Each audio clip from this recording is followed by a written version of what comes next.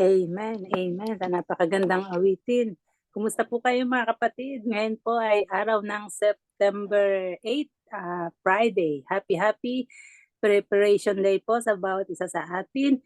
And welcome po muli dito sa mga aral ng Katotohanan Ministry. Good morning, good afternoon, and good evening saan man tayo naroon sa ating mga kinalalagyan. Naway ang patnubay at pagpapala ng Panginoon ay sumaating lahat. And praise the Lord sa panibagong buhay at kalakasan na ating natatamasa upang tayo ay patuloy na makapagpuri at makapag-aral sa ating Panginoon.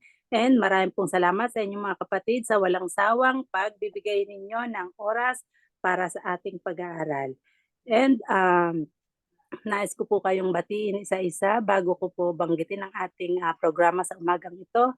Unahin ko po ang ating admin na mula sa Japan, si Sister Joy Kitahara. And ang atin pong speaker mula po sa Novaliches, si Brother Ray Bida.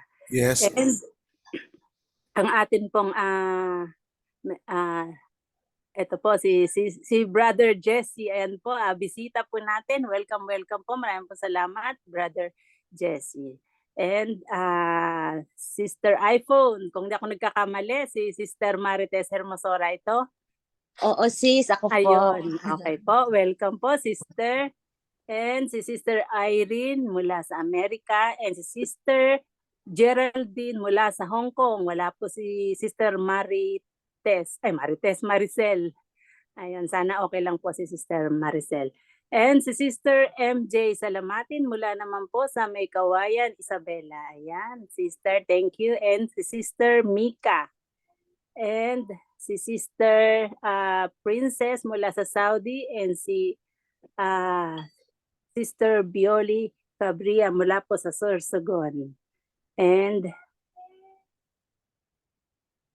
okay, ayan na po. Ayan, ang atin pong programa sa umagang ito. Ate Joy, pwede po bang pakituloy po? Tinatawag po ako ng nurse. Wait lang po. Okay po. Okay, ang ating pong programa ngayon ay ang ating pong opening prayer po si Sister Mika, and then our special song si Brother Jess po, ang ating speaker na walang sawang-sawa at napakagwapo si Brother Ray Bida. And meron po tayong picture taking, and then ang ating pong sharing and reflection. Meron po tayong appeal song from Sister Annalisa po. Thank you so much po, at tayo po ay makapag-umpisa na po tayo. And ang ating pong prayer, Sister Mika, kayo na po. Magpipray na po, Sister. Yes, apo. Good afternoon po sa ating lahat. Payo ko po ang ating mga ulo at damhin ang presensya ng Panginoon. Dear God, we come before you this afternoon to thank you for your many blessings. We ask that you would bless our worship with the Holy Spirit, and that we would all be strengthened and encouraged by your presence. We pray for those who are sick, hurting, or lonely today. In Jesus' name, amen. Amen, amen. Maraming pong salamat, Sister Mika, sa atin pong opening prayer. And ngayon po, makakarinig po tayo ng special song mula po sa ating bisita. Thank you po kay Brother Jess Velasco, at kayo po ay napapayag sa special song po. Bigay ko na po sa inyo ang panahon, Brother Jess. Okay. First of all, I would like to greet everyone a happy day of Friday and happy preparation. And my message in song is whenever we get into problems, whatever comes our ways, we just get down on our knees.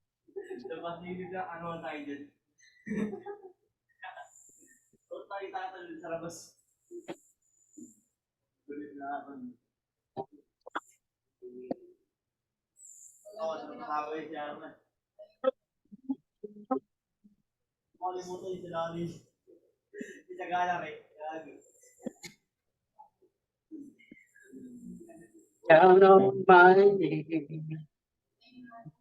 I found my Jesus. down on my knees. I found my Lord. It wasn't on the mountain, not in the valley, but it was on my knees. I found my Lord. Once I was blind,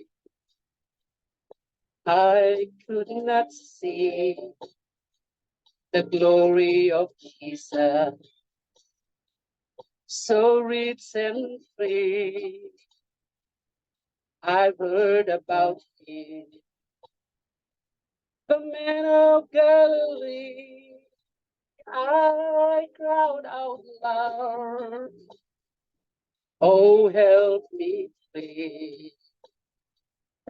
Down on my knees, I found my Jesus.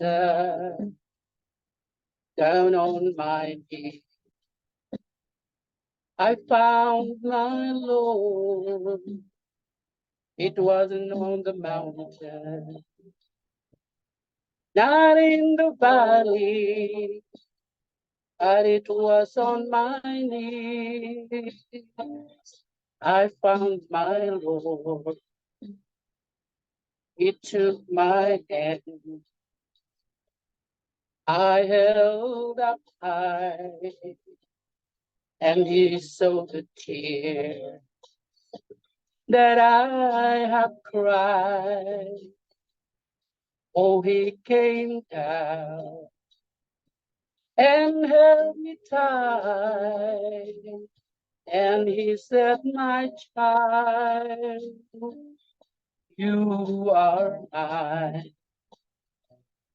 I went down on my knees, and I asked the Lord,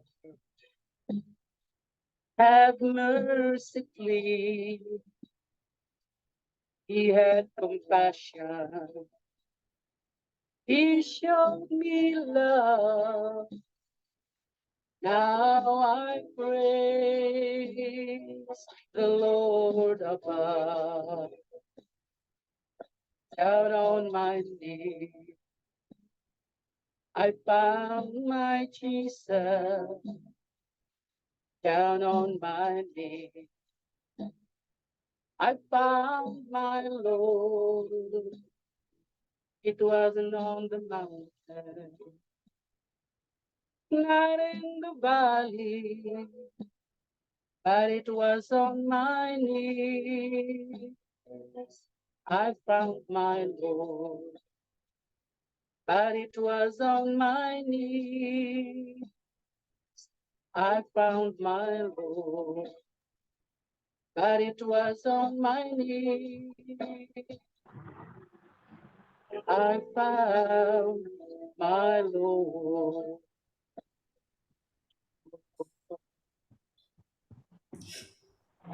Amen. Amen. Amen. Amen po. Amen. Amen. Praise the Lord. Maraming pong salamat, Brother Jesse, sa napakagandang awitin at sa mensahe po. Praise the Lord. And bago ko po bigay kay Brother Ray, nais ko lang pong batiin si Sister Ampi. Good evening po. And si Sister Lilette. And si Sister Princess. Parang hindi ko nabate si Sister Princess kanina. Ayan.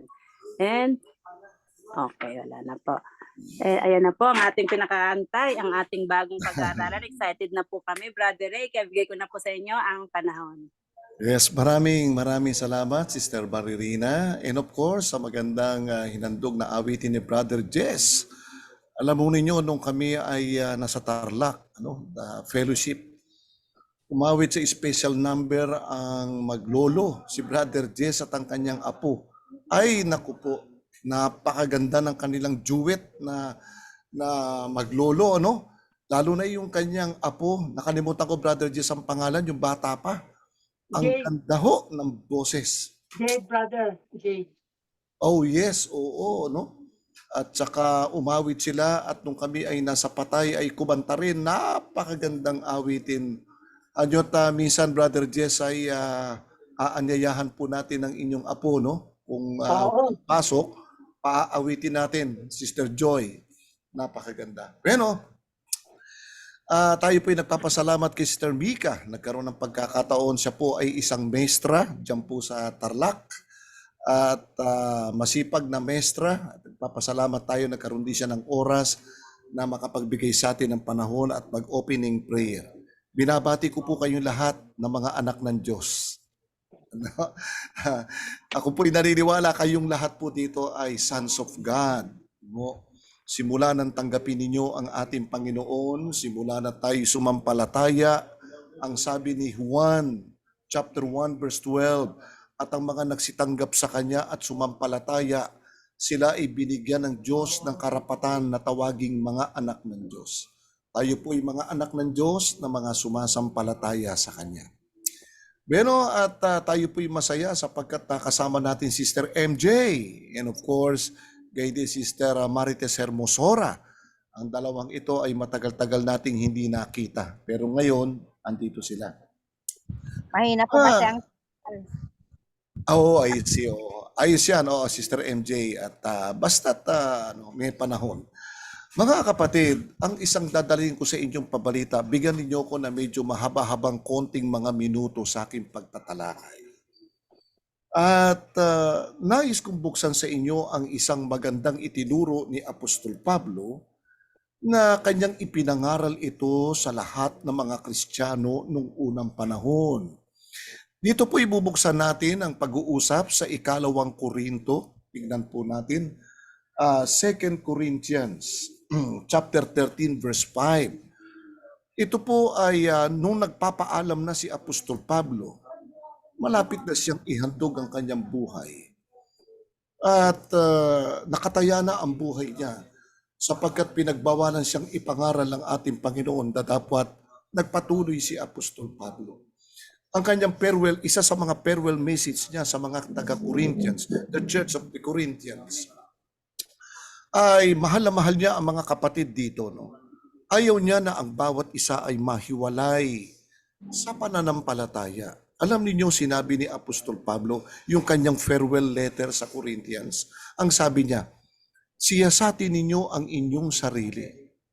Kung kayo'y nangasa pananampalataya, subukin ninyo ang inyong sarili, hindi ba ninyo nalalaman sa ganang inyong sarili na si Jesucristo ay nasa inyo, maliban na nga kung kayo'y itinakwil na. Mga kapatid, tignan po natin itong magandang message. Tayo, halimbawa, pag tayo may binibili, bago ba natin bayaran, Sister Joy, sa counter, bago tayo bumili ng isang bagay, di ba sinusubukan po natin? Alam mo, bibili ka ng cellphone. Siyempre, yung sales lady, pakikita sa iyo yung cellphone, bubuksan, lahat ng mga dapat buksan sa cellphone na binibili mong brand new, ay ipakikita sa iyo ang mechanism kung ito'y buo o kung ito'y sira. Nung isang araw, bumili ako ng payong. Alam mo naman, payong dito sa Pilipinas, made in China. Pag binuksan mong gano'n, ay sabi nung nagtitinda, ay mura ho. Ay talagang mura naman, 25 pesos ba naman eh. Napakaganda ng kulay. Nung mga nakaraang araw dito'y bumagyo. Di siyempre ginamit ko, lumakas ang hangin. Aba, iba na ho yung payong ko. Imbis na ang payong ipaganon, paangat na ho yung payong. Sumusuko pala ito sa hangin. Sabi ko, sayang, hindi ko muna idinaan sa malakas na hangin bago ko bilhin. So, ganun po tayo mga kapatid. Minsan, kapag tayo bumibili ng isang bagay, kinakailangan na bago natin bayaran sapagkat mahal ang ating pagkakabayad, kinakailangan makatiyak tayo na yung ating kukunin ay makatotohanan. Mga kapatid, sa larangan po ng ating pananampalataya, kinakailangan ng ating pananampalataya sa generation po natin, kinakailangan tayo po'y genuine Christian. Kinakailangan maging totoo tayo sa ating sarili. Pakinggan ninyo mga kapatid, yung salitang investigate, siyasatin sa Tagalog. Sisiyasatin natin yung ating faith, no? Huwag natin sabihin, matagal na akong Adventist since born. Ang aking mga parents ay Adventist. Pero sabi ni Pablo, kahit ikaw ay born Adventist, subukan mo pa rin Sa mga dumadaan na panahon ng ating buhay, mga kapatid, minsan ay nagbabago tayo ng karakter. Kaya sinasabi ni Pablo, investigate your faith, yourselves, sabi niya ganito. At pagkatapos sabi ni Pablo, subukin ninyo ang inyong sarili. Hindi ba ninyo nalalaman sa ganang inyong sarili na si Jesucristo ay nasa atin, nasa inyo? Ibig sabihin, ang Panginoon pala ay nananahan sa atin. Maliban na kung kayo'y itinakwil. Ibig sabihin ng salitang tinakwil, maliban na kayo ay backslider. Ha? Meron kasing nagsisimba sa loob ng simbahan, banal lang pagka Sabado. Hindi po ba? Pagkatapos ng Sabado, tayo po ba'y banal pa? Mga kapatid, tignan ho natin Meron dalawang bagay sa pagsisiyasat natin sa ating sarili. How do we investigate our faith? Kumbaga sa meron tayong barometer. No? Yung Weather Bureau ay merong barometer. Kapag nilalagyan ka sa kilikili, Sister Princess, ng barometer. Sister Geraldine, titignan kung gaano kataas ang init ng katawan mo. Titignan kung gaano kataas ang lagnat mo. Hindi po ba? Ganon din po tayo. Let us use the barometer. Ang barometer po natin ay ito, the Bible. Tignan po natin. Number 1, ang sabi po sa kawikaan ni Solomon, sa isang taong mananampalataya, kaya minsan tayo po'y naliliko, akala natin ay tayo'y nasa pananampalataya pa, sapagkat merong ganitong mga bagay. Buksan natin ang Proverbs, kawikaan sa Tagalog, sa 14:15, chapter 14, verse 12 pala, 14:12. Ang sabi ni Solomon, ito'y naranasan ni Solomon. Isipin nyo si Solomon, anak ni King David. Ang sabi ni Solomon, may daan na tila matuwid sa isang tao. Ngunit ang dulo niyaon ay mga daan ng kamatayan. Mga kapatid, minsan may ginagawa tayo sa ating faith na ang akala natin ay tila matuwid pa yung ginagawa natin. Pero hindi natin alam, nalalayo na pala tayo sa aral na ating tinanggap nung tayo'y sumampalataya. Ang tawag doon ay may daan na tila matuwid sa isang tao. Pero hindi natin alam na yung palang ginagawa natin sa pananampalataya, ang dulong kahihinatnan natin ay hindi salvation, kundi distraction, kamatayan. Tignan pa natin ang ikalawa. Minsan sa ating pananampalataya, mayroong tinatawag na maling akala. Tignan natin yung maling akala. Naku, minsan sa atin nagkikwentuhan tayo, brother, akala ko ganito Akala ko tama ako di ba? Natural sa tao yan. Minsan meron tayong mga akala. Pero pag tayo nagkaroon ng akala, tiyakin natin nasa tama. Tignan nyo ho. Ang sabi ni Paul, sa Corinthians din, ang sabi niya, kaya't ang may akalang siya'y nakatayo. Uy, matagal na ako Adventist. Ay, ako'y matagal na akong mananampalataya. Sabado, wala akong patid, nagsisimba Pero meron palang mga tao, kaya't ang may akalang siya'y nakatayo, mag-ingat na baka mabuwal. Kahit matagal na tayo sa pananampalataya, mga kapatid, gaya ng sinabi ko kanina, hindi natin nalalaman na minsan tayo'y nalilihis ng landas na akala natin nasa tamang pananampalataya pa rin tayo. Kasi ang basihan lang natin yung pagsimba ng Sabado. Minsan yung hindi pagkain ng baboy. Yan ang naman no? Ako di ako kumakain ng baboy, di ako kumakain ng karumal-dumal. Tuwing Sabado, nagsisimba ako. Nagbibigay ako ng ikapo. Gaya ng tanong ni Brother Sherwin, maganda no? Paano nagbibigay naman ako ng ikapo, nagsisimba ako ng Sabado, hindi ako kumakain ng baboy.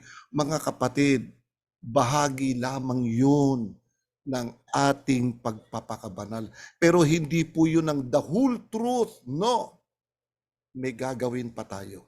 Mga kapatid, ito, may dalawang uri ng pananampalataya. Pakinggan ninyo ang dalawang, parehong itong may pananampalataya, itong pakikita ko sa inyo. Parehong merong espiritual. Pero ang isang uri ng espiritual, ito pakaingatan natin, ito yung papalayo sa truth. Ito yung papalayo sa tunay na pananampalataya. Marami kasing pananampalataya. Sabi nga ni James sa Santiago, maging si Satanas man ay nananampalataya. Di ba? O, ngayon, tignan po natin ang dalawang magkaiba gawain pero parehong mananampalataya. Pakinggan ninyo. Ang isa'y ganito.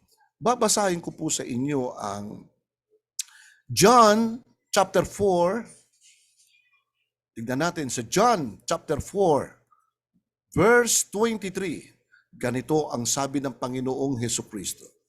Here is one kind of faith inside the church. Narito po. Teka muna. 23. Palabasin natin yan. Ayan. Mga kapatid, ito. Dito tayo manghahawak na dapat dumarating ang oras, o sabi ni Kristo sa mga Hudyo, na dapat dumarating ang oras. At ngayon nga, ibig sabihin sa panahon ni Kristo, naganap ito. At ngayon nga, nasasambahin ng mga tunay na mananamba ang Ama sa Espiritu at katotohanan. Now, tignan natin. Dumarating ang oras na ngayon nga, na sasambahin ng mga tao ang Diyos sa tunay na pagsamba sa pamamagitan ng espiritual.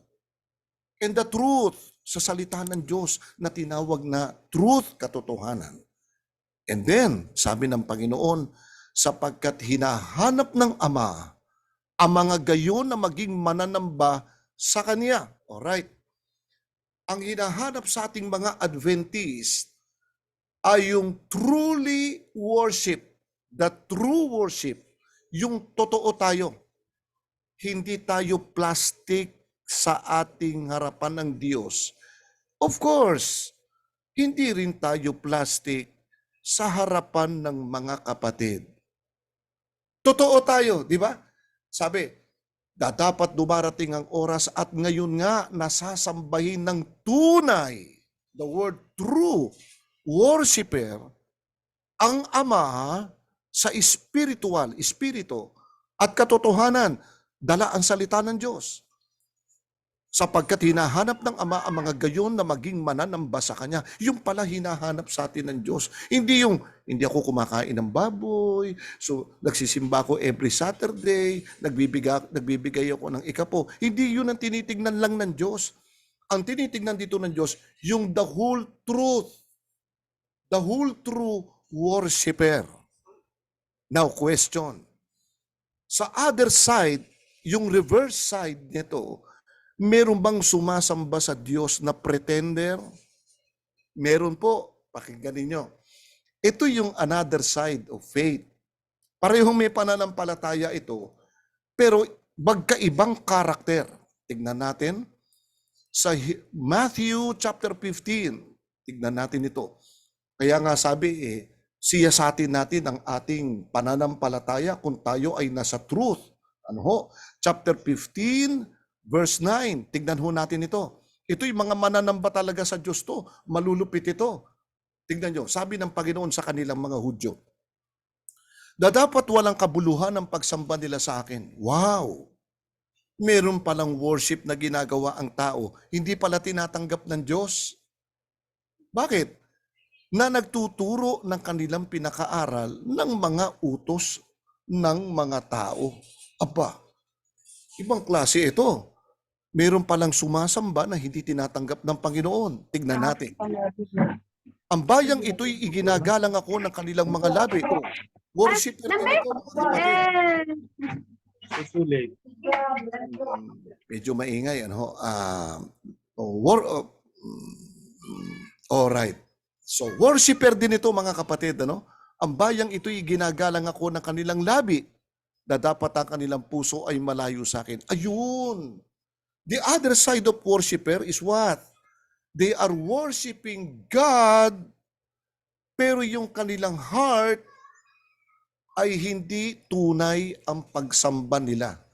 Ang sabi ng Panginoon, dapat ang kanilang puso ay malayo sa akin. But, hindi mo mahalata ito, Sister Geraldine.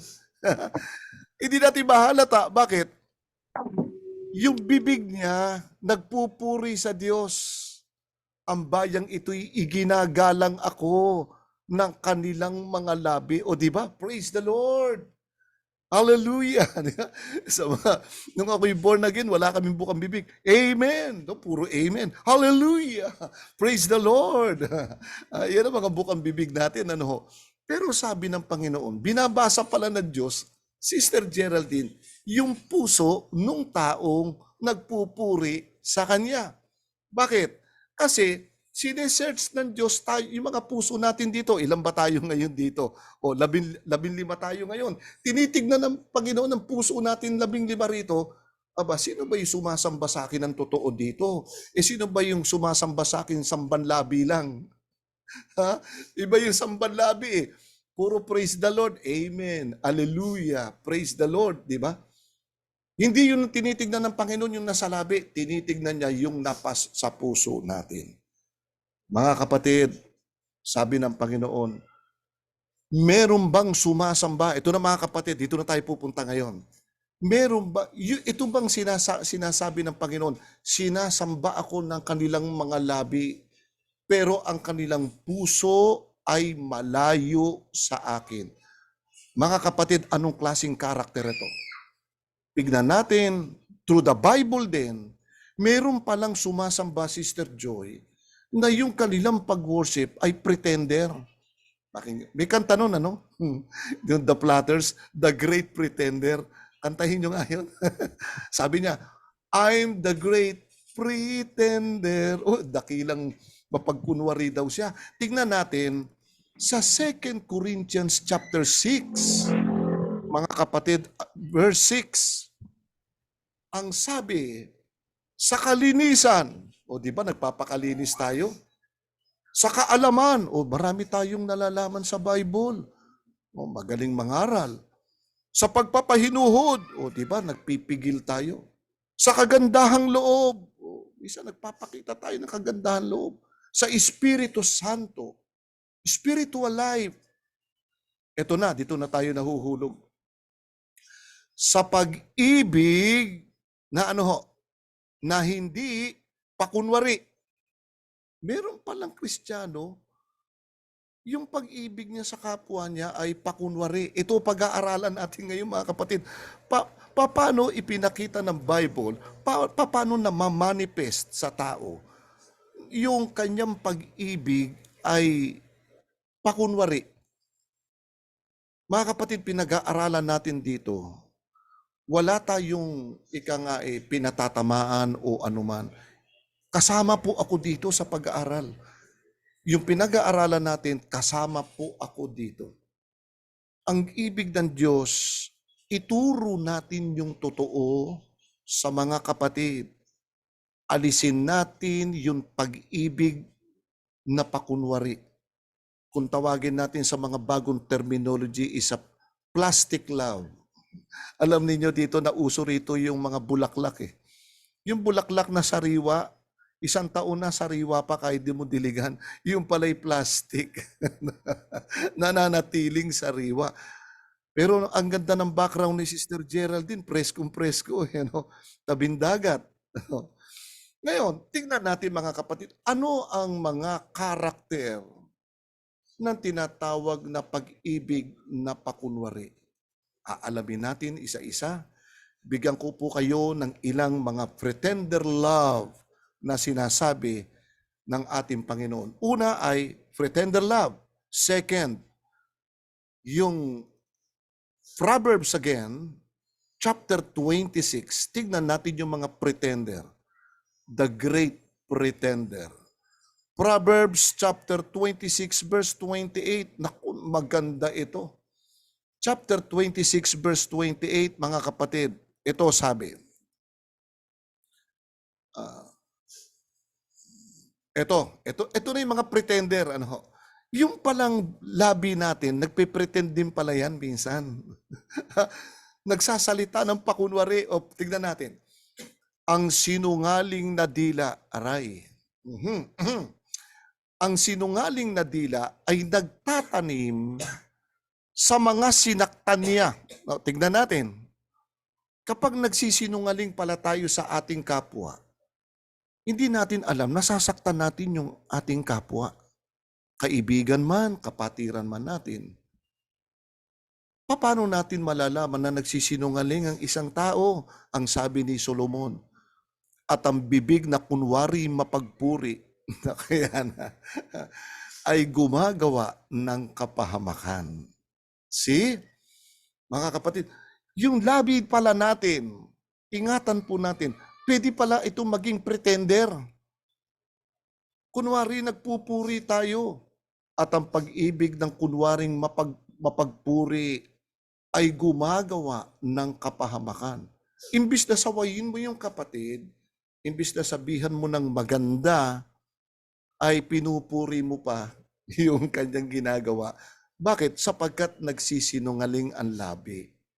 That is another kind of pretender. Number 2, who is the author of pretender?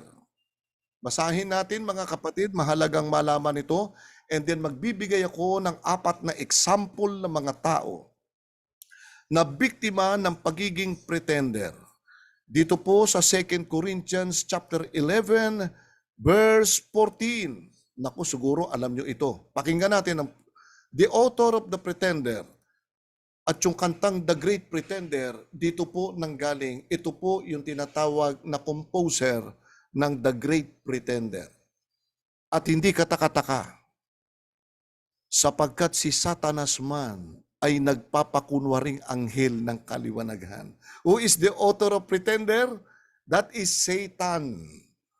Satan is the author of pretender. Mga mapagkunwari, mga karakter na minumold niya sa mga tao na hindi nagsasabi ng totoo.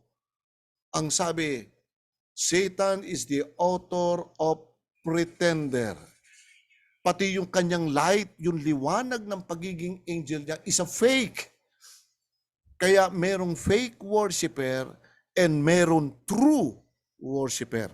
Mga kapatid, bago ko magtapos, I'll give you 4 characters sa Bible, bagamat marami pero 4 lang ang naisip ko. The number 1, the pretender is the great actor. Naniniwala po ba kayo? Yung mga artista, pretender lahat yan eh. Kunwari, binaril ka sa screen, bang! Oh, kunwari, patay. Pero totoo, buhay yun. kaya yung mga artista, natatawa Sister Princess, maraming, lahat ng artista, pretender yan. Kaya maraming yumaman na artista, mapagkunwari sa mga screen, maski sa personality, kunwari, pabati-bati, pakamay-kamay pa. Pagtalikod, bigyan mo nga ako alcohol. Bakit? Kakadiri yung mga kumamay sa akin. Naku, nakakita na ako mga artistang ganyan eh. Kasi nung ako'y nasa media, kumo-cover po ako noon. Napapadala kami sa mga media. At minsan na-assign ako sa mga artista. Naku, talaga naman, oo. Ando doon lahat ang mga pretender. Kahit anong itsura ng mukha mo, pag nilagyan ka ng makeup, napakaganda mo. Pero pag inalis ang makeup, kulubot ka na. Kaya yung mga makeup pretender din yan. Tingnan natin. The number 1 pretender is Delilah. Kilala nyo ba si Delilah? Ang biktima niya ay si Samson. Paano naging great pretender? Now, tignan ninyo si Delilah. Delilah is not the son of God. He is a Palestina. He is a Palestine. She is Palestine. Itong si Delilah, mga kapatid, lahi ito ng mga Palestino. Alam natin, nakaaway ng Israel ang mga Palestino. Alam niyo ba kung ano yung mga Palestine ngayon? Alam nila, Sister Princess, yan. Ang mga Palestine ngayon, Sister Joy, ito ang mga Muslim ngayon. Ito yung mga Muslim ngayon. Ito yung mga naging lahi na ngayon ng relihiyon ni Muhammad. Itong mga Palestinong ito. At itong mga Palestino, mandaraya ito. Hindi ito mananampalataya sa Diyos, hindi kumikilala sa tunay na Diyos. Ito ngayon ang inibig ni Samson. Minahal ni Samson ito, si Delilah, sapagkat si Delilah ay napakagandang babae. Sino ba naman ang hindi mabibighani kay Delilah? Ang ginawa ngayon ni Delilah, sapagkat nakita niyang magandang lalaki si Samson at mahaba ang kanyang buhok, napaibig niya ngayon si Samson. Ito na ngayon. Ayan. At sapagkat si Samson ay sikat, ayan. Si Samson ay malakas, matipuno, magandang lalaki, mahaba buhok. Nagalit sa kanya mga Palestino sapagkat si Samson ay Israel. Kalaban ng Israel ang Palestino. Sabi ng mga Palestino, "Hoy, Delilah," sabi niya gano'n. "Alam kong kasama mo si Samson. Salot sa atin yan," ika niya. Pwede mo ba malaman saan nanggagaling ang lakas ngayon ni Samson? Ang galing ni Delilah. Talagang binighani niya si Samson. Mga kapatid, kung babasahin nyo ang The Book of Judges, ang sabi ni Delilah, "Samson, kung mahal mo ako, pwede mo bang sabihin sa akin ang sikreto mo?" Now, take note the words. Yung mga secrets, sabihin mo sa akin. Hindi alam ni Samson, nagpipretend lang si Delilah para malaman yung sikreto niya saan nanggagaling ang kalakasan. At the end of the story, mga kapatid, at the end, hinayag ni Samson saan nanggagaling ang kanyang lakas. Nalaman ngayon ni Delilah ang sikreto niya. Alam mo ginawa niya? Nilasing nila si Samson. Nung malasing si Samson tulog, tinawag ni Delilah yung mga Palestino, pinagupit yung buhok. Paggising ni Samson, maiksi na buhok niya. Sabi ni Samson, "Malakas ako," pero wala na siyang lakas. Why? Sapagkat nakipag-connive siya sa isang hindi mananampalataya na kaaway ng Diyos. Itong kaaway ng Diyos ay pretender palagi sa mga anak ng Diyos. Tandaan niyo yan. Ang mga hindi kabilang sa mga anak ng Diyos, kahit ikaw pa'y nasa loob ng simbahan, but your heart is a pretender worshiper, hindi ka magmamana ng kaloob ng Espiritu Santo. Unless you become a true worshiper in the Spirit and truth. Si Samson ay tapat, dangan nga lamang nadaya siya ng pagiging pretender ni Delilah. At the end of his life, ni Samson, nagsisi siya, "Lord," nanalangin siya, "please forgive me." Pero wala na siyang magagawa. Bakit? Nakatali na siya. At pinaglalaruan na siya ng kaaway. Pinagtatawanan siya ng mga kaaway. Anong ginawa ni Samson? Giniba niya yung pader. At lahat ng kaaway ni Samson ay nadaganan kasama si Samson nasawi. But, before the end of his life, nagsisi si Samson. Kaya si Samson ay nakasama sa mga maliligtas. Mababasa niyo po yan doon sa Hebrew chapter 11. Nandoon po, basahin niyo. Sa pananampalataya, si Samson ay lumupig ng mga Palestino. Kaya si Samson, sa pananampalataya niya, at the end of his life, nagtagumpay din siya sapagkat humingi siya ng tawad sa ating Panginoon. The second pretender, mabigat ito. Ito'y nasa loob ng apostoles ni Kristo.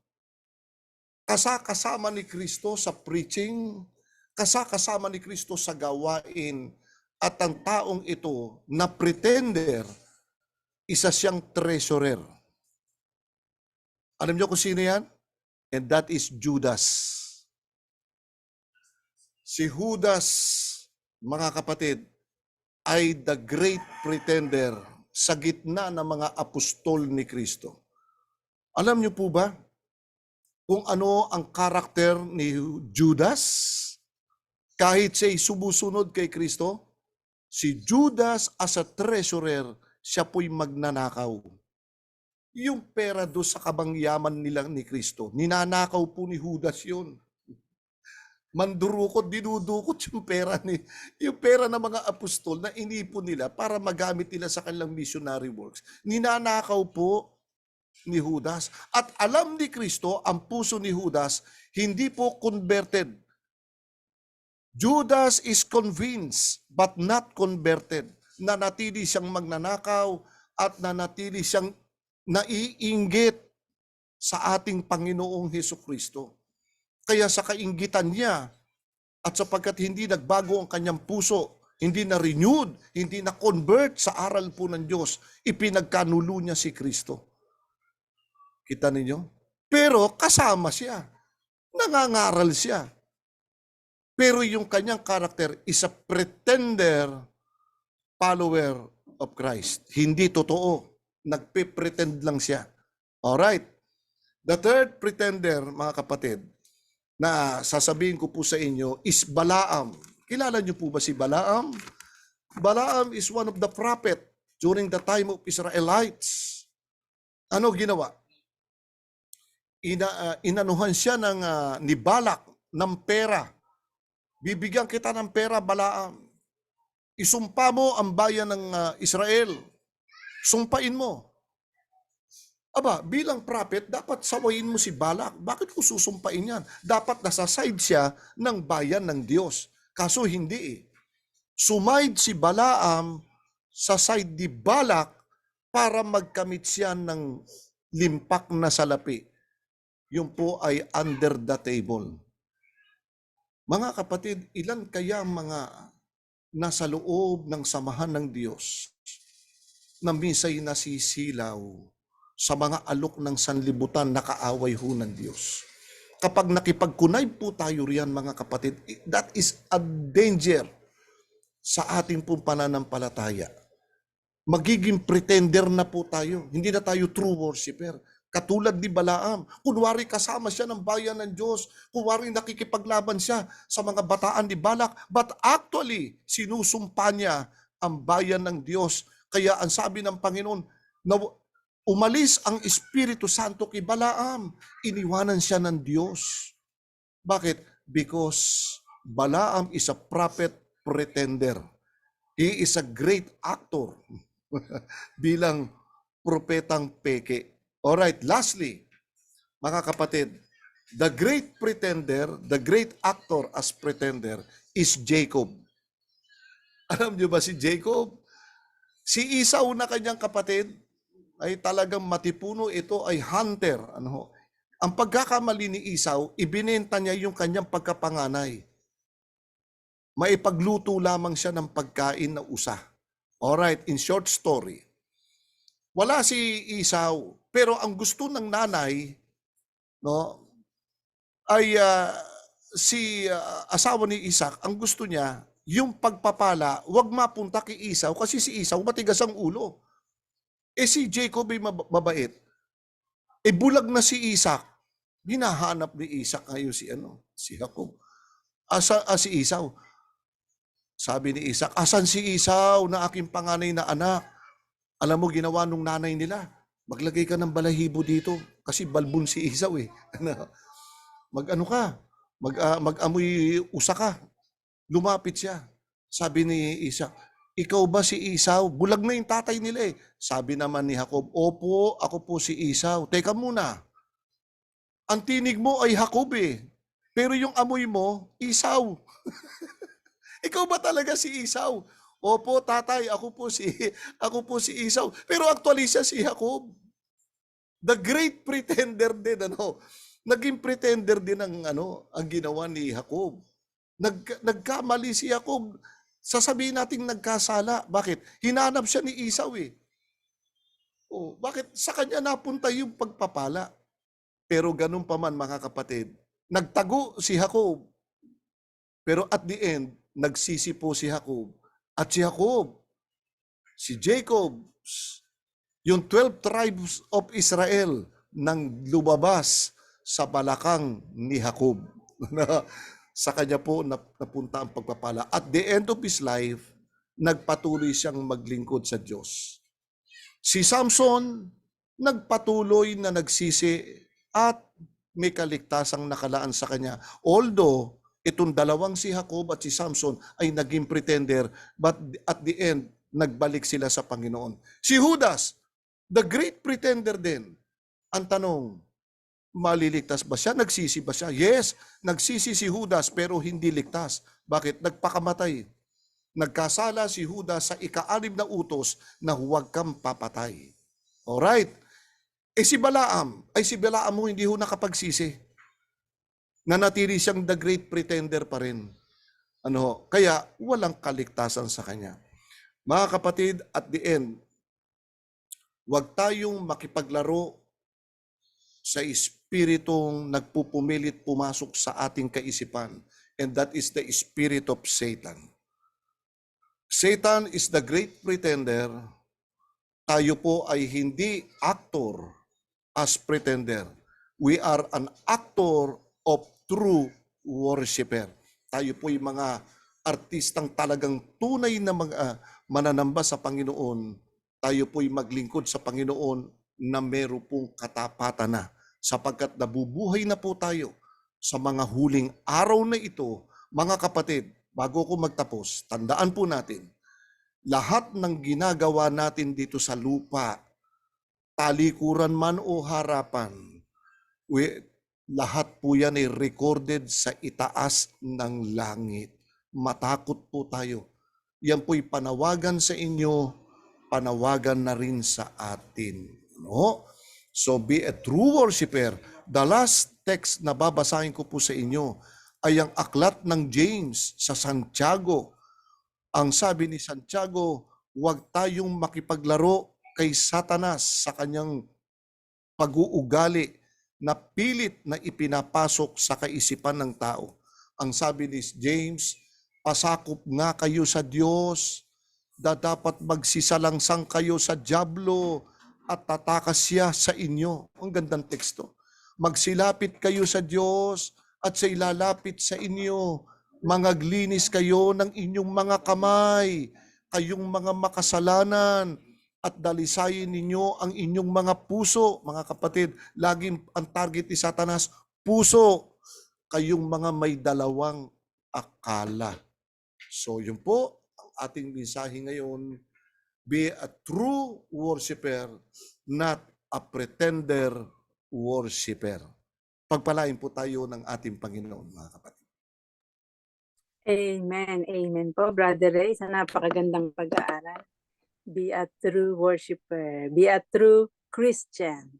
Ayan, napakaganda po at sobrang na-bless po kami. Pansamantala po, tayo po ay titigil muna. Tayo po ang mga kapatid ay mag-picture taking muna bago po mga wala ang iba. Ayan. Pahiram po muna ng inyong mga camera. Mabilisan lang po ang ating picturean. Ayan. Bago tayo picture, batiin ko lang po itong mga hindi ko nabati kanina. Si Brother Kim, ayan, welcome sa pag-join. Brother Kim, Sister Annalisa, we miss you. Kumusta na po? And si Auntie Emmy dyan sa Amerika, gabi na. And si Sister Maricel Mactibor, ayan, welcome po. Thank you. Ayan. Welcome and see you sa pag-join. Thank you po. Ayan, bilang po ako ng 1, 2, 3. Sister MJ, where's your camera? Mas masaya pag nakikita ka namin. Dali, picture muna tayo. 1, 2, 3. Okay, lipat muna. 1, 2, 3. 1, 2, and 3. Sister Hilda. Ayan. Okay, thank you so much po sa inyong mga beautiful smiley. Ayan. Thank you po. And tayo po ay babalik na sa ating reflection and question and answer. Kung meron po kayong mga question and kung meron man, magtaas lang po tayo ng kamay para tayo po ay manguna na magsalita. Ayan. Okay. Unahin ko na. Sige po, Sister Geraldine. Actually po is talagang tamang-tama sa akin eh. Pretender pala ako dati. Akala ko, yun nga sabi ni Kuya rin noon na nagkamali sa maling akala. Kasi nasa loob ng iglesia, yun pala is nagpretend ka lang. Nasa loob ka ng iglesia, brother. Kuya rin, na yung bang akala mo is tutukang Kristiyano, akala ko talaga dati is okay ako. Akala ko kasi dati paupo-upo ako sa loob ng iglesia, ay okay ako. At least hindi naman ako nangangaway. Hindi, 'di ba yung parang ganoon, but hindi pa pala yun pwede, hindi mali yung akala mo eh. 'Pag sinasabihan na, "Sis G, pwede kang kumanta," ang dami kong dahilan. Tapos sabihin, "Sis G, pwede kang magdala ng lesson," ang dami kong dahilan. Yun nga, nagkakamali talaga sa maling akala. Sabi ko, wow, ang daming tumama sa akin. But praising God, dahil sa pag-aaral natin sa salita ng Panginoon is talagang dito tayo nagkakaroon ng ano ba yung hindi na tayo nahihiya kasi ang namuhay sa atin is ang banal na espiritu na yung bang kasi dati kasi akala ko yung mahiyain is hindi proud. Pride pa pala yun kasi natatakot kang magkamali, 'di ba? It's a pride. Sabi ko, may dalawang klase ang pride, yung pride na boast ka at may pride na ayaw mo magkamali dahil ayaw mo makoreksyonan. So it's still a pride, 'di ba po? Sabi ko nga, ay talagang sobrang tama. Sabi ko, sana hindi na ako pretender. May iba naman sabi na, okay lang pretender, okay lang plastic, Tupperware naman. Hindi pa rin pwede yun. Mali pa rin na kahit pa sabihin natin na maganda na plastic, sa mata ng Panginoon, hindi pa rin kagandahan. 'Di ba po? Talagang sa ating paglilingkod sa Panginoon, yung sinasabi mo, Kuya Rino, na talagang kailangan sa puso, hindi sa nguso. 'Di ba po? Baka praise God ng praise God tayo, pero ang mga puso natin pala hindi nababago Kaya talagang sabi ko, ang sarap pakinggan at ang sarap pagbubulay-bulayin at ang maraming actually is dami nating mai-apply, eh. Actually lahat na ko talaga, isinulat ko talaga kasi ayaw ko na magiging pretender. Ayaw kong yung bang akala-akala mo ligtas ka na, akala-akala mo okey ka na, pero yun pala ay hindi. So, talagang ito po yung pinag-aralan natin, Kuya Rino, at maraming salamat po sa mga verses na talagang masasabi natin, itinutuon talaga tayo sa Panginoon. Yung bang kung papaano tayo mamuhay bilang isang totoong Kristiyano, yun sa pag-aaral natin. Kasi minsan, Kuya Ray, may nangangaral na gusto lang niyang gamitin ang verse na ipapatama sa ibang tao, 'di ba po? May mga gano'n kasi merong Kuya Ray, na yung bang sinasabi natin na mag-aral ako ng Bible kasi gusto kong ang lahat ng natutunan ko ipapatama ko sa kanya, is a great pretender pa rin pala yun. Kasi is gusto mo lang masaktan ang ibang tao, 'di ba po, Kuya rin 'no? So, talagang dito sa ating pag-aaral ngayon, sabi ko nga ay talagang dapat matututo tayo at i-apply din natin sa ating mga buhay araw-araw. Kaya purihin po ang Yeah. Panginoon, Kuya rin, at maraming pong Oo. salamat. God bless Oo. po. Maraming salamat din, Sister Amen. Geraldine. Sister Marie, pwedeng magdagdag. Okay po. Maraming salamat. Alam po ninyo dito, tayo po'y nag-aaral para sa ating sarili. Siyempre, pati speaker, kasama rin dun sa pag-aaral. At kalimutan natin yung mga hindi kasama rito. Huwag nating gamitin ang Bible na pamalo sa ibang tao. Minsan ginagamit natin ang Bible pambato sa ibang tao. No, wag, mga kapatid. Kung meron mang kapatid na nagkakamali, tulungan po natin kung gusto natin siyang maligtas. Pakinggan ninyo ang payo ng Biblia sa ating magkakapatid sa loob ng iglesia. Dito po sa aklat ng Galacia sa Kapitulo 6 na ang bersikulo po ay 1. Ito'y payo na ng ating Panginoon na itinuro ng mga apostol. Ang sabi niya ganito, mga kapatid, di magkakapatid tayo, di ba? Kung ang sino man ay masumpungan sa anumang pagsuway o kung meron sumusuway, nagkakamali, anong gagawin natin? Kayong mga sa espiritu, tayong nasa espiritual, ay inyong papanumbalikin ng gayon sa espiritu ng kahinhinan. Malumanay na inyong pagwariin ang inyong sarili, baka naman ikaw ay matukso. Ibig sabihin, kung tayo nga naghihikayat tayo pupunta tayo sa bilangguan, nangangaral tayo sa mga kriminal, Nagpapakita tayo ng kabutihan, ng kabaitan, binibigyan natin ng pagkain.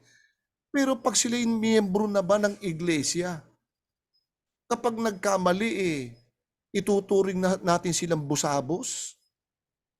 Ano ho? Sisirain na natin sila? Pero ang galing natin manghikayat sa labas, hindi po ba? Wag. Ang tawagan natin is brother, sister. Sa physical na katawan, mga kapatid, Brother Jesse, meron tayo mga kapatid Tayong magkakapatid sa loob ng bahay, iba-iba ugali natin. Yung nanay natin may tinatawag na black sheep. Di ba? O yung anak kong yan, black sheep yan Bakit? Patigas ang ulo. Pero ganun pa man, mga kapatid natin sila sa laman. Hindi ba tinutulungan natin? Nagtutulungan tayo magkakapatid? Kapag yung kapatid natin napapalo ng nanay natin nung bata kami, pag napapalo, naaawa ako sa kapatid ko. Di ba? So, ganun tayo. Dapat sa loob ng church, ganun din po tayo may harmony. Pero ang nakalulungkot, yung espiritu ni Satanas, dinadala ng mga kapatid natin na hindi totoong konbertido sa Adventist. Kahit matagal na sila sa pananampalataya, yung karakter nila hindi mabuti.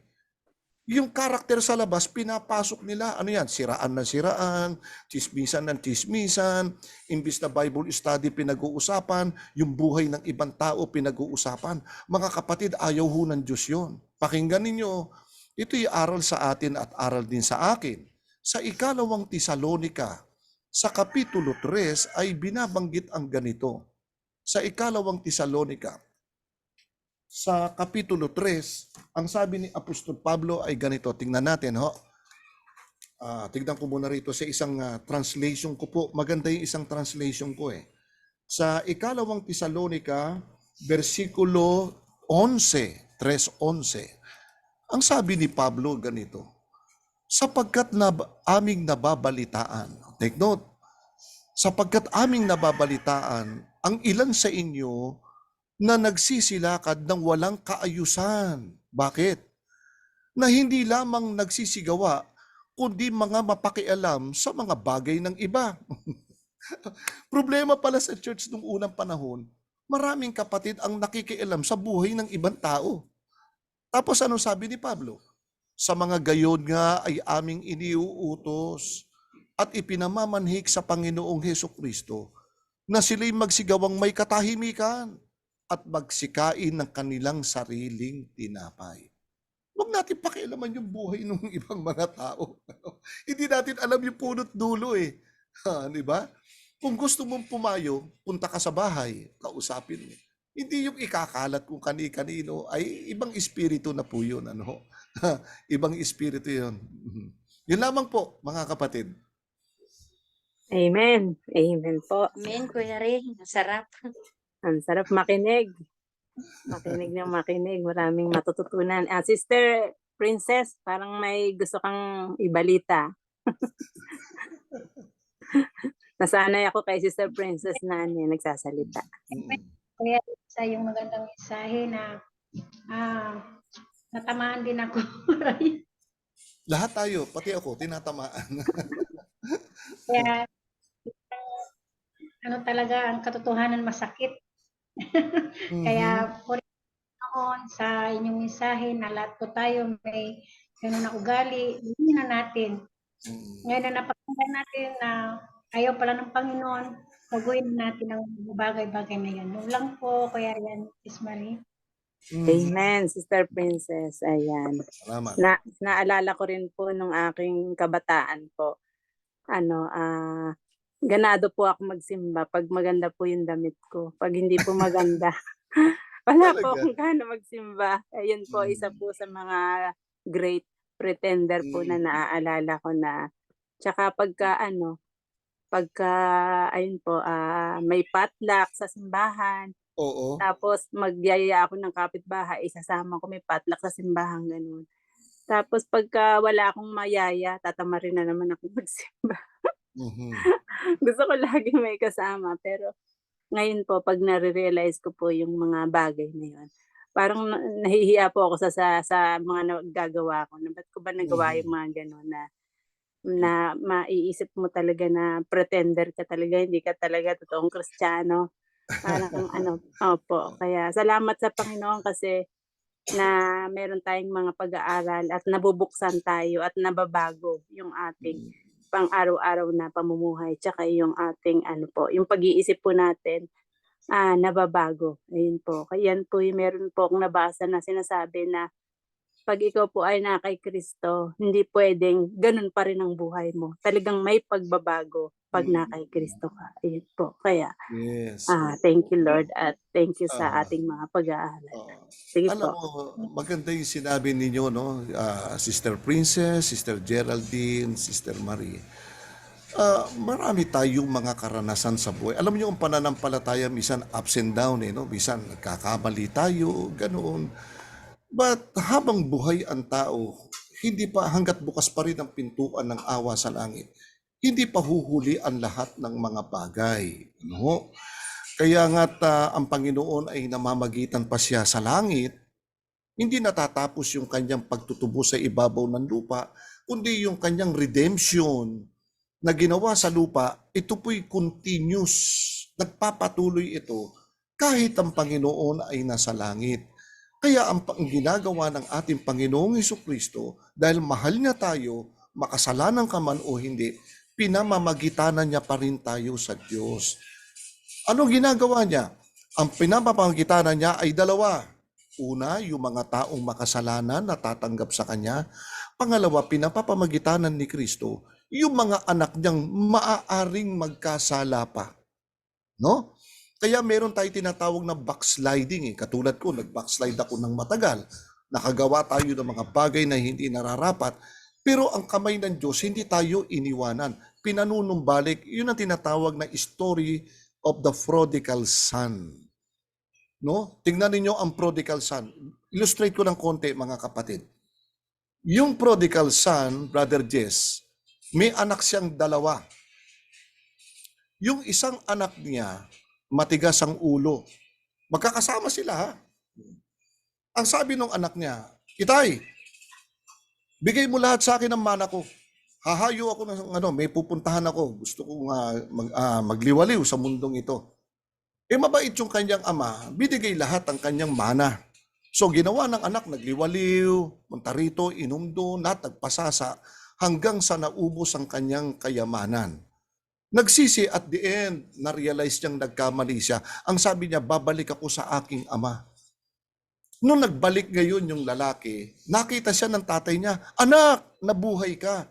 Ikaw ay patay, ikaw ay nabuhay. Masaya. Sabi nung ama, magpatay kayo ng mga hayop, ng baka, at tayo magkakaroon ng isang kapistahan.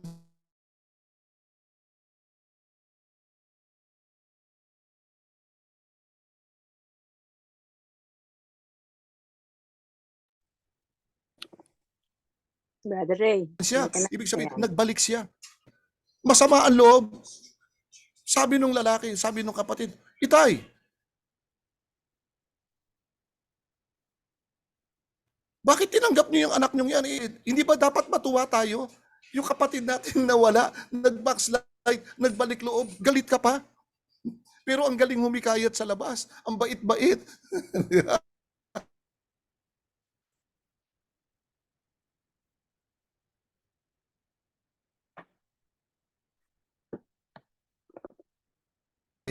Iba na ang trato. Huwag ganun, mga kapatid. Maging masaya. Hindi eh. Yung isang anak na hindi na backslide, nagre-reklamo, Itay, sama ng taong yan. Iniwan na tayo. Tinanggap mo pa. Sabi niya ganun. Dapat mahalin po natin sapagkat ang kaligtasan po na ipinagkakaloob ng Diyos, mga kapatid, para sa atin lahat. Pakinggan po ninyo ang babasahin ko sa inyo. Dito po sa aklat ni Judas, na kanina po ay ginamit ko ito na isang thought for today, ay napakaganda ang sinabi ni Judas. Ang sabi niya,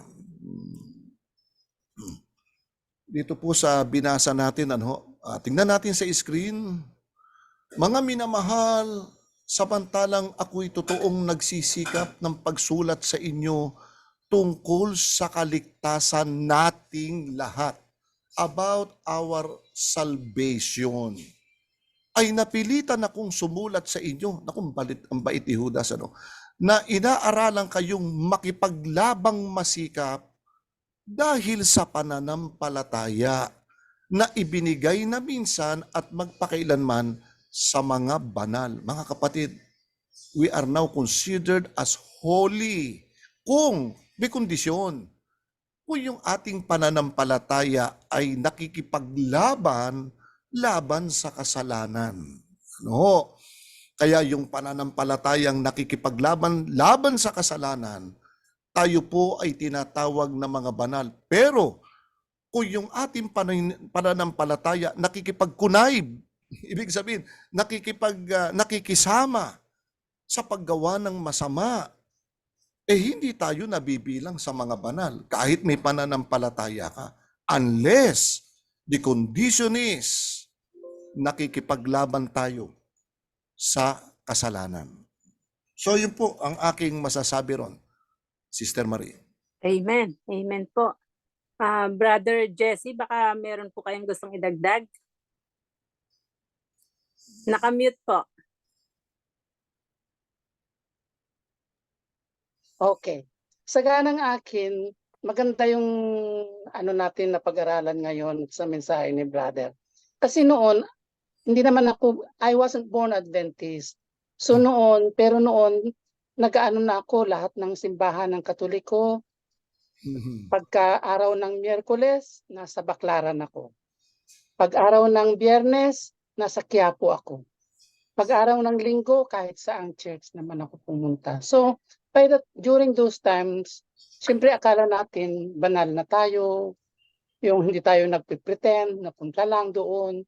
Pero dumating sa puntong hanggat hindi tayo nagkakaroon ng matinding mga pagsubok o hindi man matindi kundi mga iba't ibang uri ng pagsubok na tumarating, diyan mo marirealize na hindi ka pa pala masyadong malapit kay Kristo, kay sa ating Panginoon. Diyan mo marirealize na ay akala ko faithful ako, akala ko yung pala hindi. Pero hanggang nung naging Adventist na ako, tapos hindi pa rin ako talagang sadyang very attentive noon dahil happy-go-lucky ang buhay ko. Pero nung dumating yung mga trahedya na muntik-muntikan ko na ikinamatay, mga 3 times na gano'n, diyan mo marirealize na talagang you have to fully surrender yourself and everything that you have made mistakes and shortcomings. Kailangan palang by heart talagang umano ka sa Panginoon, huwag lang yung mag-pretend. And then after that, magiging magaan ang buhay, magiging kaligayahan ang magsilbi. Kaya kagaya ngayon, kaya yung talent na binigay sa akin, yan naman ang pinagsisikapan kong i-share para sa lahat, sumasama sa mga evangelism and crusades and all that, para magkaroon saysay ang bigay na buhay ng ating Panginoon. Yun lang. Amen po. Maganda, Brother Amen. Jess. Maganda. Thank you po, Brother Jesse, sa inyong sharing. Salamat Thank po. you for Ayan. Wala inviting me. wala na pong nakataas ang kamay. Si Ate Joy, sige po. Siguro last na po natin, Ate Joy. Sige, bago tayo mag-last, eto, napakaganda po din talaga ng aral natin sa araw na ito ng Friday. Talagang ang pretender, ayan ang ating mabigat na bitbitin sa araw-araw, minuminuto ng ating buhay. Kahit sabihin natin, ay nako, hindi, nagkasala po ako ngayon. Ay bukas, sa isang araw, isang minuto, bawat hininga po natin, ang ating isip po ay buhay. Kaya talagang meron po yan lagi. Pero po, wag natin pong halimbawa sa church o sa mga kapatiran, na wag natin ipakita na tayo ay kunwari may hawak tayong Bible, pa tayo ay isang banal na. Kunwari, marunong na tayo, lagi tayo nagbabasa ng Bible. Ay, ako naman nagbabasa ng Bible lagi eh. That is the one of pretender, di ba po? Kaya kailangan ng ating buhay. Ang Panginoon talaga ang sa atin, makakapag-judge. Makikita po ang puso natin talaga. Kaya iwasan po natin ang pretender. Yun lang po, maisishare ko lang po. Oo. Yun lang. Amen. Amen to Joy. Maraming pong salamat. Gusto ko lang Is batiin lang yun, sa... konti-konti lang po. sige. Napaka-konti lang po. Okay, Actually, okay po. Kuya Rino, kapag pala wala kang salita ng Panginoon sa puso natin, is madali tayong ma-deceive. Kasi ako doon po ako nadi-deceive eh. Kasi hindi nga po ako yung bang sinasabi mo Kuya Rin na backslide. Ako na backslide ako pero hindi ko alam na backslide na pala ako. Kasi nasa loob pa rin ako eh. Yung inaano mo kainan na yung sa prodigal son, di ba po? Is yung isa na sa loob lang siya eh. Hindi siya umalis. Pero yung puso niya wala na pala doon. Di ba? Parang ako ganun ako eh. Yung nasa loob pa rin ako ng iglesia, palipat-lipat nga lang ng church, pero sa Seventh-day Adventist pa rin na church. Pero yung puso ko pala is wala na. Yun pala yun. Kaya sabi ko nga, and habang nagsalita ka noon, sabi ko, parang ako yun, nasa loob pa rin ako, pero is wala na pala. Wala, yung puso ko, wala na pala doon. So, I'm also a great pretender. Kaya purihin po ang Panginoon, no? Sa ating pag-aaral nito ba, marami tayong realize na talagang ang daming sablay sa buhay natin. Kaya isa lang talaga ang makapagbabago sa atin, ang banal na espiritu ang siyang manahan sa atin. Tapos abide in Christ all the time. Kasi siya yung papalo sa atin, ay Geraldine, nagkakamali ka na. So, balik ka na naman sa sa ating Panginoon. Kasi lahat naman din nakasulat sa Bible, brother Rini, kahit nga si anong tawag ito, David, di ba? Ilang beses siya sumablay, pero sa Panginoon pa rin siya, ang yung balik niya sa Panginoon pa din. So, ganun din naman tayo. Yung bang pag alam natin mali na tayo, pag ang banal na espiritu ay sa atin, siya din na magsalita sa atin. Kaya napakabuti talaga ng Panginoon, no? Hindi niya tayo pinabayaan. Yes. Kaya purihin ang Panginoon and God bless po. Oo. Amen. Sister Marie, alam mo, Sister Geraldine, hindi pa kayo nagtataka. Lahat ng mga ginamit ng Panginoon na maging preacher, prophets, ay galing sa makasalanang pamumuhay. Si King David is a big example sa atin. Tinawag siya ng Panginoon. Hindi ba? Pinahiran siya ng langis. Naging hari ng Israel. Pero nag-backslide. Ang maganda ron, nagbalik loob si David. Tinanggap uli ng ating Panginoon. Ang totoo niyan, nung nagbalik loob si David, yung lahi ni Kristo sa kanyang pagkakatawan tao ay galing sa lahi ni David. Di ba? Nung pananggaling sa taong makasalanan. Si Abraham, pinangunahan niya ang Panginoon. O di ba? Na para magkaroon siya ng anak. Si Ismael ang naging anak niya. Kay Hagar na taga-Ehipto. Ganun pa man ay pinagpala pa rin siya ng Panginoon sapagkat nagbalik din siya. Si Solomon,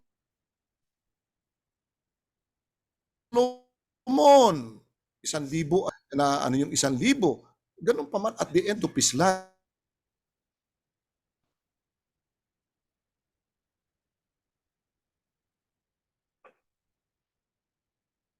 At nagbalik loob sa Panginoon. Ginamit bid na makasalanan, ginamit ng Panginoon na sumulat ng aklat ng mga awit. Si Moises, mamamatay tao, hindi ba? Ginamit ng Panginoon. At pagkatapos siya rin ang sumulat ng 5 aklat ng Biblia. Si Pablo, backslider din naman noon yan di ba? Hindi niya alam backslider siya. Bakit? Mamamatay tao siya. Maraming kasalanan ginawa si Apostol Pablo, pero nagbalik loob si Pablo. Tinanggap siya ng ating Panginoon. At siya'y naging mangangaral, at sa kanyang pangangaral, lagi niyang testimony, Sister Joy. Ang sabi ni Pablo, ako'y makasalanan, ako'y ganito, ako'y sinungaling, ako'y mamamatay tao, etc. Lahat ng kasalanan ginawa niya. But at the end, pinatunayan niya, I am here. I am the apostle of Christ. Kita niyo, ang ganda, So, lahat ng taong ginagamit ng Panginoon, dumaan sa proseso ng pagkakamali. Ngayon, sila'y nagbalik loob, sila'y ginagamit ng ating Panginoon. Yun lamang po. Amen, Brother Ray. Bago tawagin si Sister Annalisa, nagtaas ng kamay. Mabilisan lang, basahin ko lang to. Amen, Brother Ray from Mactibor, kay Sister Maricel.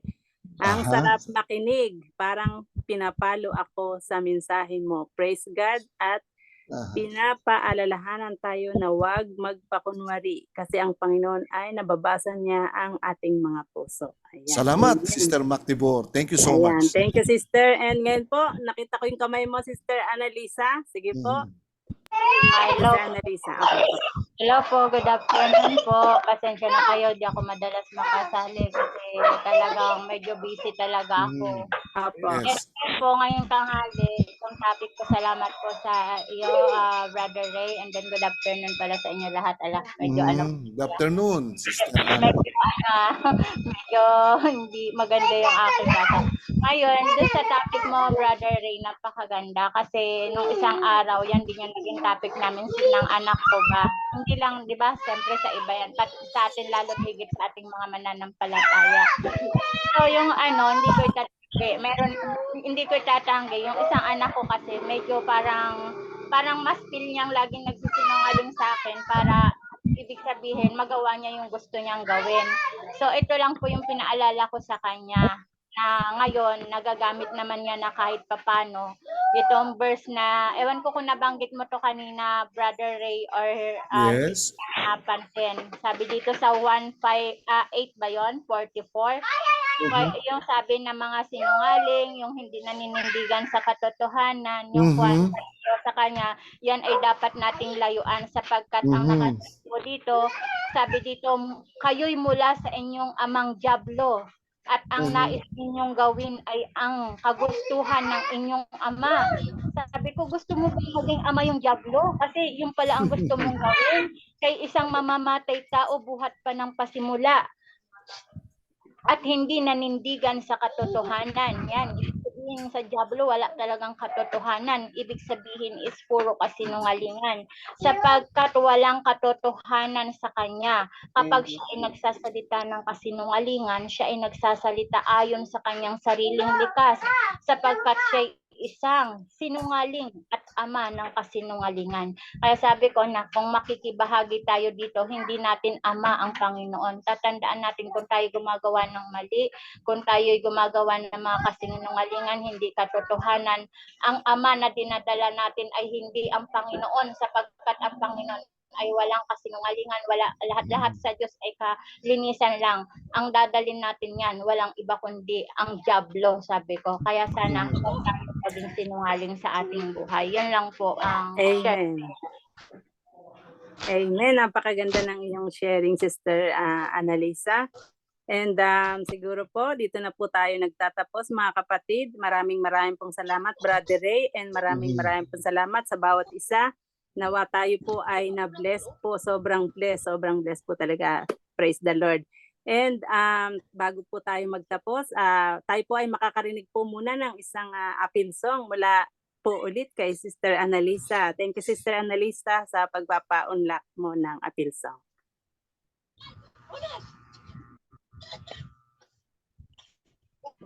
Hello po, naririnig po ba? Apo.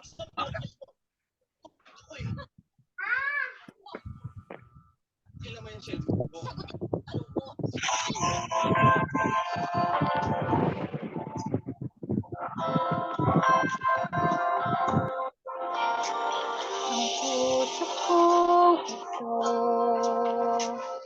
sa'yo'y walang itatago. Alam mo ang lahat kasi laman ng isip ko. Ngunit di ka nagbabago. Ako iyong anak ko. Ako ngayon'y tulungan. Ako ay parang hawakan.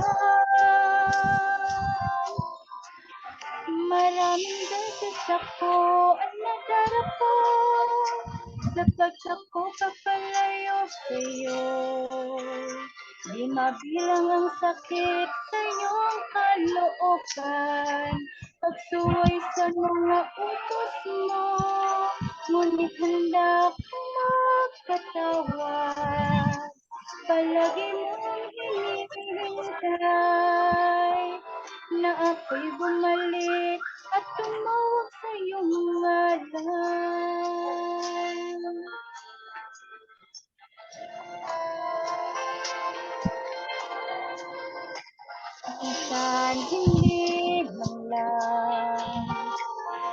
nakuhang magpasalamat. Lahat ng bagay ay aking pinaghihirapan. Hindi ko binibigyang pansin biyayang nakalaan sa akin. Ako'y bulag-bulagan, ika'y pinahihirapan. Maraming beses ako ay nadarapa sa pagtakbo papalayo sa'yo. Hindi mabilang ang sakit sa iyong kalooban, pagsuway sa mga utos mo.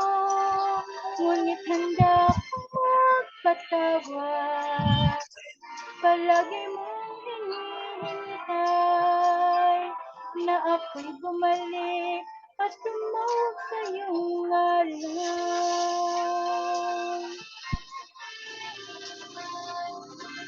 Ikaw lang ang aking kailangan.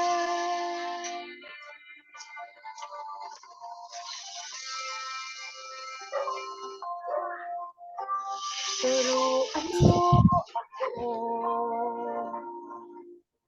na lagi kong maalala ang kabutihan ng iyong pusong mapagmahal. Huwag mo, O Diyos, akong bitawan, huwag mong iiwanan. Handa kong patunayan, puso kong makasalanan. Maraming beses ako ay nadarapa sa pagtakbo papalayo sa'yo. Hindi mabilang ang sakit sa iyong kalooban, pagsuway sa mga utos mo. Ngunit handa akong magpatawad, palagi mong hinihintay na ako'y bumalik at tumawag sa iyong ngalan.